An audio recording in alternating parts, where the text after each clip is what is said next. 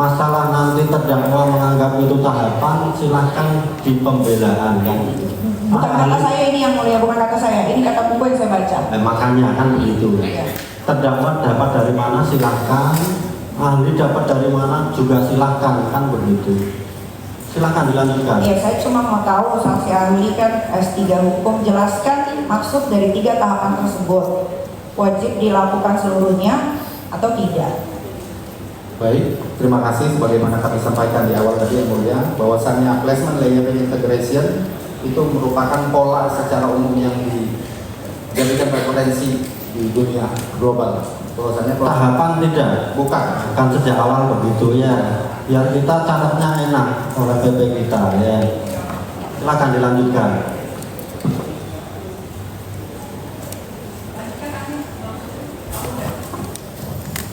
Sudah cukup kan pertanyaan? Silakan dilanjutkan terdakwa.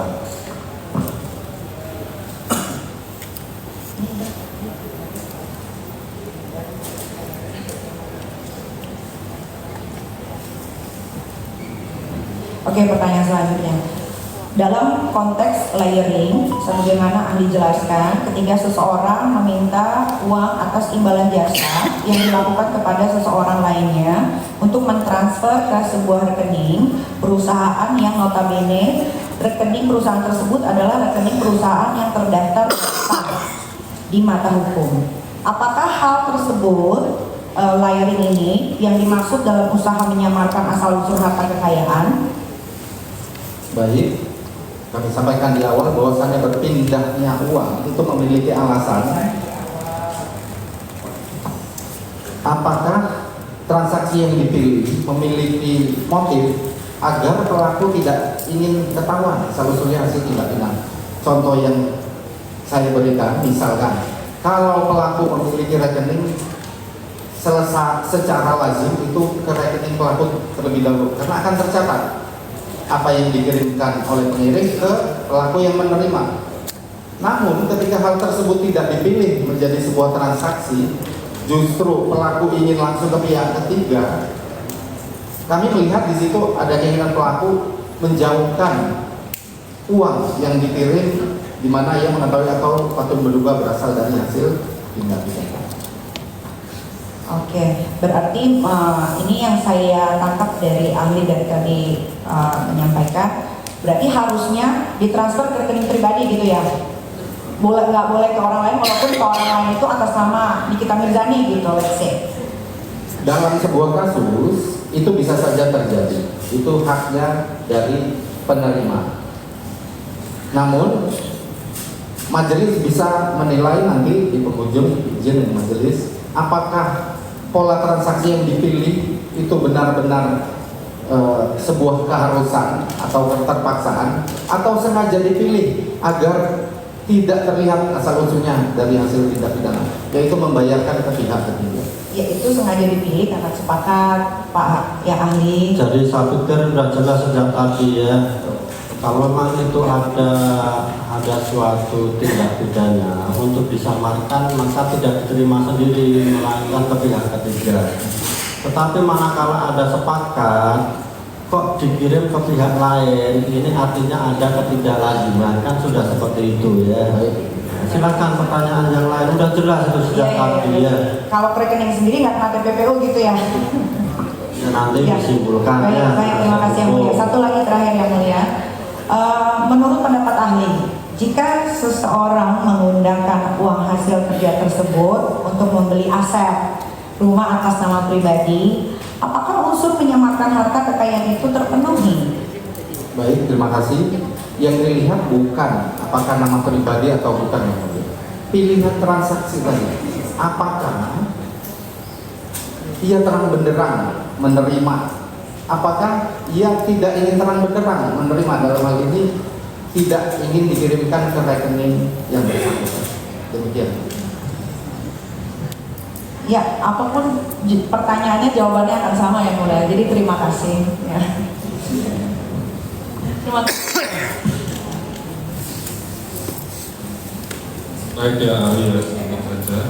Secara umum pengembalian uang yang diduga hasil tindak pidana itu apakah menghapus terkait dengan TPP?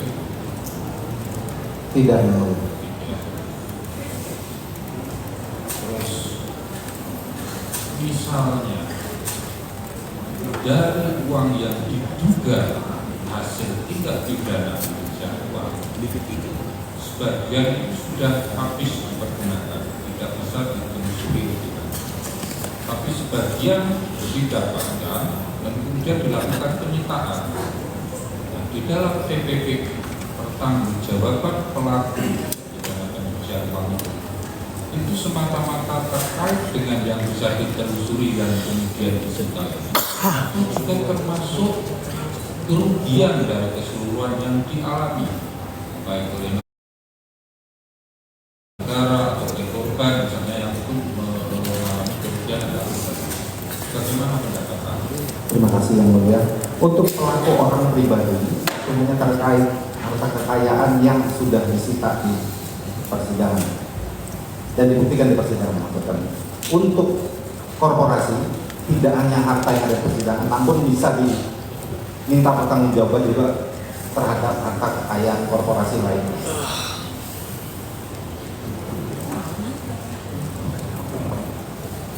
Dari ahli ada yang mau disampaikan yang mungkin tidak sempat kita tanya? Baik, terima kasih Yang Mulia. Untuk kasus yang berikut, Maksudnya, ya, saya tanya apakah ada pendapat lain yang mungkin berguna bagi kita di sini? baik Yang Mulia, terima kasih. Kami mengingatkan tadi yang sudah dibahas pasal 77 dan 78 Yang Mulia, bahwasanya dalam perkara tindak pidana pencucian uang di persidangan, terdakwa yang membuktikan bahwa asal usulnya bukan berasal dari hasil tindak pidana. Cukup. Kalau sudah Yang cukup, Mulia, maaf, saya lupa satu lagi yang mau izin Yang Mulia. Bapak Ani, apakah kalau uangnya sudah disita masih dapat dikategorikan penyamaran uang? Baik, penyitaan tentunya masuk ke ranah hukum pidana Yang Mulia, bukan tindak pidana pencucian uang. Silakan saja untuk ahli yang lain. Berarti udah bukan ranah pencucian uang ya Pak, kalau sudah disita? Maksud kami bisa ditanyakan dengan ahli pidana yang lain. Ya udah, makasih Pak. mungkin maksudnya terdakwa begini, kalau uangnya sudah disita, apakah masih bisa dikenakan tindak pidana pencucian uang gitu? Ya, bisa. Bisa ya. Tadi kan udah ditanya oleh anggota juga kalau nggak salah, gitu ya. Jadi ahli terima kasih sudah memberikan keterangan, boleh meninggalkan ruang sidang. Izin Yang Mulia, untuk kasus yang satu lagi mungkin keterangan kami bisa diambil alih untuk kasus yang berikutnya. Silakan keluar ruang sidang dulu. Terima kasih.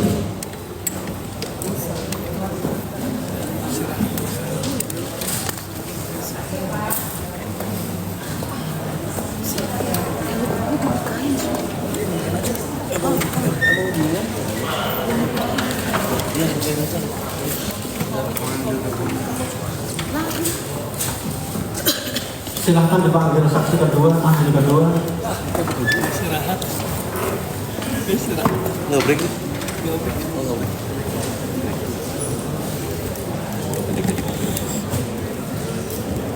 Jadi kita lanjutkan, kita jam 2 break ya, kita break untuk makan, sholat gitu ya.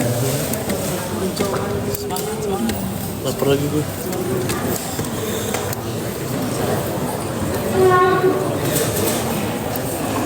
Mungkin sambil menunggu ahli didengarkan terdakwa dan penasihat hukum ya, permohonan sudah kami baca tadi pada intinya untuk dari saksi di perkara lain karena lewat Zoom ya, tempatnya di rutan kita izinkan, nanti surat menyusul juga tentang kaitannya dengan berobat di luar tentunya karena belum dilengkapi hasil dari pemeriksaan dokter yang kemarin ya, dan dikonsultasikan dengan dokter rutan.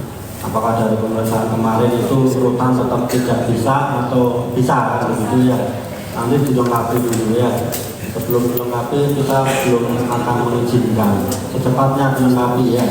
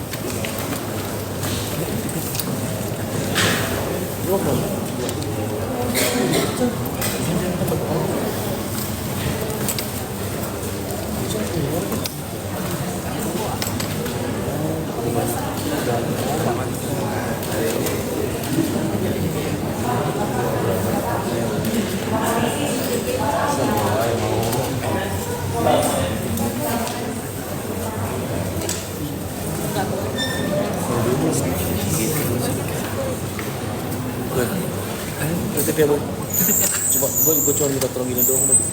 Kalau ada yang ngomong ya, setelah ada yang ngomong ya, itu aman-aman. Kita gua beli apa semua sesuai.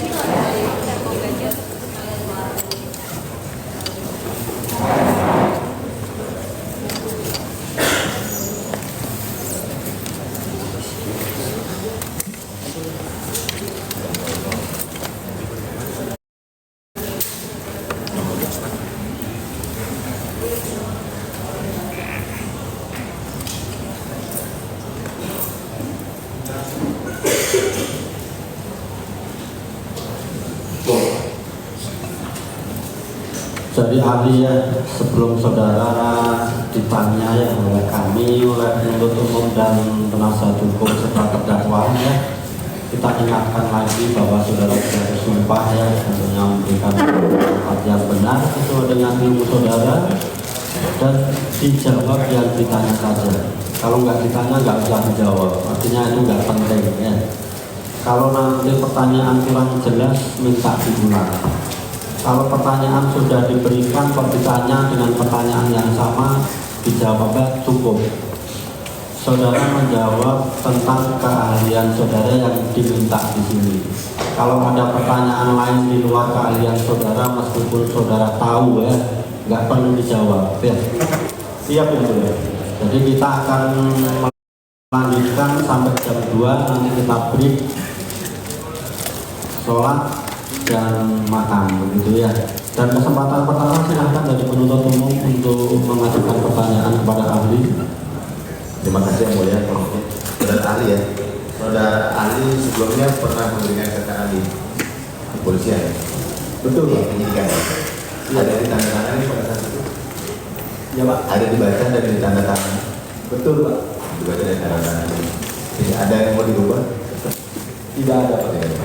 Oke. Saudara ahli digital forensik, saudara ahli, saya mau tanya dulu terkait perkara ini, apa yang pernah saudara lakukan pemeriksaan secara digital forensik? Device apa? Apakah handphone, apakah komputer atau apa? Dan ada berapa unit? Saudara jelaskan. Mohon izin menjelaskan dalam hal ini, dalam case ini saya menerima 5 permohonan Pak. 5 permohonan? Betul, dari cyber. Ini kan. Untuk kelima permohonan ini dibagi menjadi yang pertama permohonan terhadap satu barang bukti digital handphone milik Ismail Marzuki. Milik Ismail Marzuki yang menjadi berita acara nomor berapa itu? Untuk case filenya dalam 008. Oh ya, ini untuk ini dari hasil handphonenya dari Ismail Marzuki. Menjadi berita ini telah diekstrak dan dituliskan di berita acara betul nomor acara forensik nomor 008 nomor 1 2005. Oke, kemudian selanjutnya permohonan kedua dengan nomor case file 012 Romawi 1 2025 terdapat 6 barang bukti digital. Milik siapa saja itu? Ya, milik siapa saja? Yang milik 012 itu? Betul. Reza Gladys, milik RD atau Bas Mufid, itu flash disk dari Julieta Hardini, flash disk dari Asda, flash disk dari Rizky Febrian Fadila. Flash disk dari 4 flash disk berarti? 3 Pak. 3 flash disk ya? 4 handphone, 3 flash disk? 4 handphone, 3 flash disk. Dan kemudian saya lanjut permohonan yang ketiga dengan nomor case file 022 Romawi 2 tahun 2025 handphone milik Samira. Handphone milik saudara Samira. Betul, Pak. Itu saudara ekstra. Terus kemudian selanjutnya Selanjutnya yang keempat dengan nomor case file 023 Romawi 2 2025 handphone dari Dr. Oki Pratama. Dr. Oki Pratama di nomor 023 pemeriksaan laboratorium kriminalistik beta digital nomor 023 2 Romawi 2025 LDF MY. Betul, Pak. Oke, selanjutnya ada 5 ya. Selanjutnya yang terakhir yang kelima dengan nomor case file 024 Romawi 2 2025 handphone milik Nikita Mirzani. Handphone milik kita Mirzani. Oke, jadi semua handphone. Nah, yang mau saya tanyakan, pada saat dilakukan mendapatkan handphone tersebut, bagaimana prosesnya? Ahli sebagai ahli digital forensik dalam mengekskrip ini barang bukti baik handphone maupun flash disk tadi dari awal mendapatkannya hingga menjadi suatu berita acara, dan bagaimana untuk menjaga integritas dan originalitasnya dari handphone tersebut. Izin menjelaskan dari kami Laboratorium Digital Forensik Polda Metro Jaya ini sudah tersertifikasi oleh ISO 17025. Sudah tersertifikasi ISO 17025 untuk laboratorium penguji. Sudah 17025. Betul. Dan untuk tahapan-tahapannya semua tidak terlepas dari SOP, semua tidak terlepas dari prosedur dan didokumentasikan secara lengkap di dalam laboratorium. Oke. Itu untuk laboratoriumnya. Izin saya untuk tata menjelaskan. cara pengambilannya, tata cara pemeriksaannya, apakah sudah sesuai dengan ISO 27037? Sudah, Pak. Sudah juga. Nah, Untuk tahapannya sendiri, mohon izin menjelaskan sedikit. bisa saudara jelaskan tahapan-tahapan sebagaimana ISO 27037 ini dalam menganalisa secara digital forensik terhadap barang bukti elektronik? Itu tahapan pertama yaitu dari permohonan selaku penyidik, yaitu penyidik cyber. Dari permohonan pertama kita lakukan pengecekan administrasi kelengkapan berupa surat cita, surat tugas dan lain-lainnya. Itu jika semuanya lengkap lalu kita masukkan nomor case file, Pak, mendapatkan nomor case file. Cash file. Case file itu yang dari 08, 012 Dari handphone tersebut. secara administratif di laboratorium kita. Oke, lanjut. Setelah masuk administratif di laboratorium digital forensik, selanjutnya kita melakukan pemeriksaan. Tahapan yang pertama yaitu ekstraksi data Ekstraksi data. Itu di laboratorium. di laboratorium. Yang kedua proses indexing. Indeks itu apa? Bisa di Indexing ini lebih ke secara pengelompokan data elektronik di dalamnya. Oke. Berupa pengelompokan Pengelompokan data gambar, elektronik di dalamnya. komunikasi, chat, video, dan lain-lain. ada video. Nah, itu saudara memilihnya atas permintaan penyidik atau seperti apa? Kan pasti di satu handphone, misalkan satu handphone pasti beribuan atau banyak sekali chatnya. Nah, terkait chat-chat yang ada di dalam berita acara ini bagaimana cara memilahnya?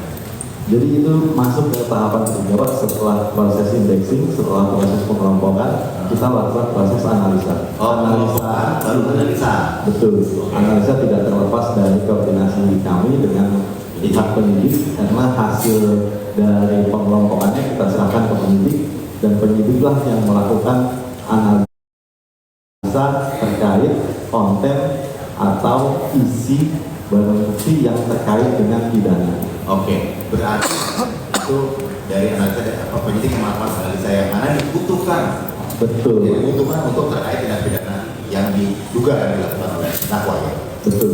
Nah, kemudian terkait ini berita acara ini berarti bisa dikatakan atas sumpah jabatan saudara bahwa ini tidak mungkin ada rekayasa atau tidak ada perubahan atau tidak ada edit dari aslinya, dari handphone misalkan, dari handphone yang terdakwa atau handphone yang Ismail atau handphone yang saksi Oki atau handphone yang saksi Samira itu memang originalitasnya bisa dijamin. Betul, Pak. Untuk menjaga sesuai dengan pertanyaan Bapak Jaksa tadi, untuk menjaga integritas dan keoriginalitas datanya, tentu kita originalitas datanya tidak terlepas dari mengeluarkan sidik jari digitalnya berupa Apa gimana? Tidak apa? tidak terlepas dari mengeluarkan hasil sidik jari digital. Oh, sidik jari digitalnya. Betul. Hash ya? Hash ini Pak. Oh, itu dinamakan hash. Betul. Oke, jadi digital itu tidak menghilangkan, itu dinamakan nilai hash ya. Nilai hash tidak berubah. Hasil prosesnya Pak. Oke, saudara ini bawa laptop. Apakah hasil dari berita acara ini bisa dibuka? Bisa ditampilkan semua. Mungkin tidak semua, tapi mungkin yang untuk handphonenya Mail, handphonenya saudara Reza Gladys, bisa saudara buka di? Bisa Pak. Saya siapkan dulu Pak.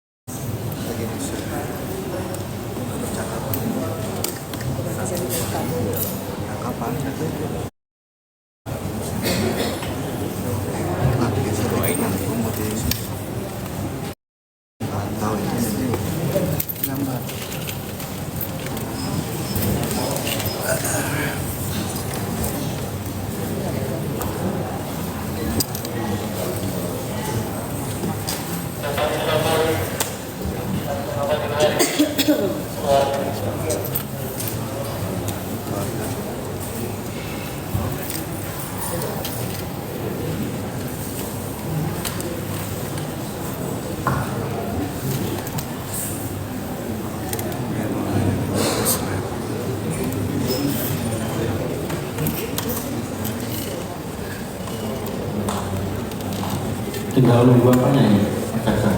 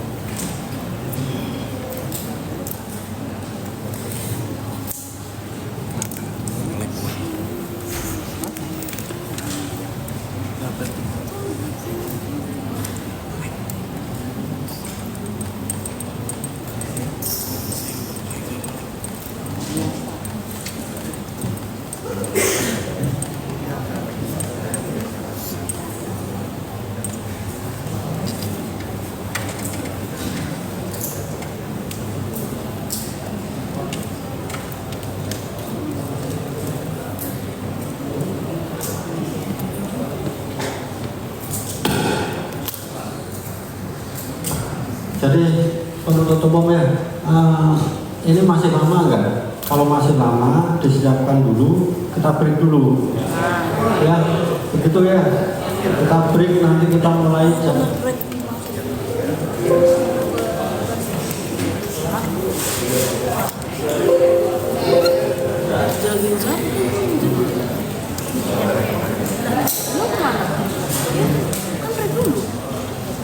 Sudah siap belum? Sudah bisa. Kalau sudah bisa silakan diteruskan. Kalau belum kita break dulu. Sudah ya? Oke, silakan. Siap, terima kasih mulia. Saudara ahli ya, saya mau ke yang berita acara, yang pemeriksaan terhadap handphone dari saudara yang nomor 012. Handphone dari Reza. Iya Pak.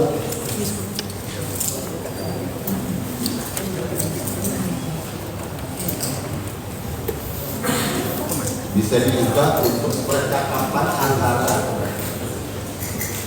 saudara Reza Gladys dengan Ismail.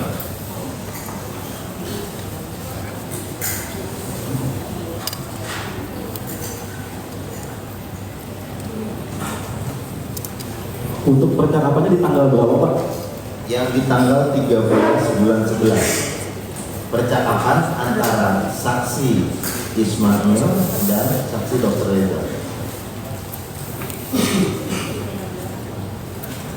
Mohon izin Pak, ini jadi saya sudah gabungkan secara keseluruhan timeline untuk HP dari Reza Gladys, dari Dr. Mufid, dari Dr. Oki, dari Nikita Mirzani dan Ismail. Jadi ini dalam satu kesatuan timeline. Kalau Bapak ingin menampilkan hanya antara Reza Gladys dengan Ismail, saya tampilkan yang hanya Ismail atau keseluruhan semuanya chat timeline Pak. Timeline maksudnya seluruhnya digabungkan. Betul Pak. Oh, Jadi satu kesatuan seluruh barang bukti. iya teman-teman. Tapi kan kita ada hanya pointer-pointer aja yang mau kita highlight gitu maksudnya. Jadi saya tampilkan hanya Ismail dengan Reza ya.